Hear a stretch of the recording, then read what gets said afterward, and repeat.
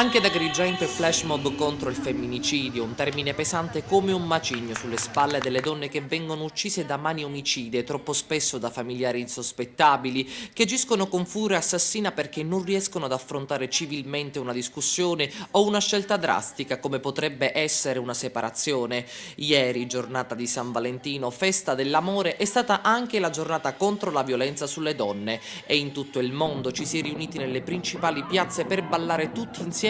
contro questa terribile forma di violenza. Ad Agrigento il flash mob si è svolto nella centrale piazza Cavour, promosso dall'associazione Chuck Donna. L'associazione è sempre pronta a cogliere questi fenomeni e a cercare di fare qualcosa per scuotere la cittadinanza. Noi speriamo di riuscirci perché non è giusto che tante donne vengano uccise proprio da chi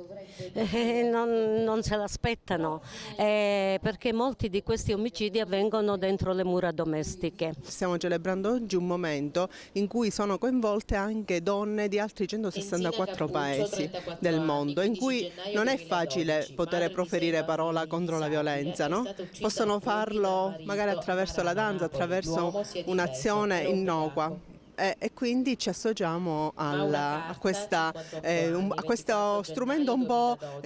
della globalizzazione, figlio della globalizzazione, però volevamo esserci anche noi. Sicuramente l'assessorato alle pari opportunità che io in questa sede rappresento non può che essere vicina ad associazioni come Chuck Donna, ma anche a tutte le donne idealmente del mondo che oggi si ritrovano nelle piazze in una catena ideale a promuovere i diritti delle donne, a gridare perché i diritti delle donne vengano sempre più affermati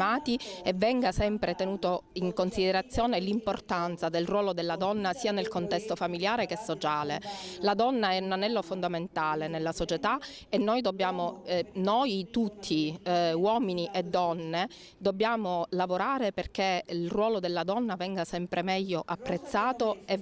meglio considerato, soprattutto nell'ambito delle istituzioni e nelle progressioni delle carriere. Una piaga sociale terribile, quella del femminicidio, questi i volti di alcune delle vittime: Iera Gambirasio, Sara Scazzi, Melania Rea, l'agrigentina Antonella Alfano e ieri l'ultima vittima in ordine cronologico, Riva Steenkamp, uccisa da un proiettile sparato dal compagno, il noto campione paraolimpico apprezzato in tutto il mondo Oscar Pistorius, arrestato in via cautelativa in attesa di ulteriori accertamenti da parte delle autorità competenti per capire il reale movente dello sparo.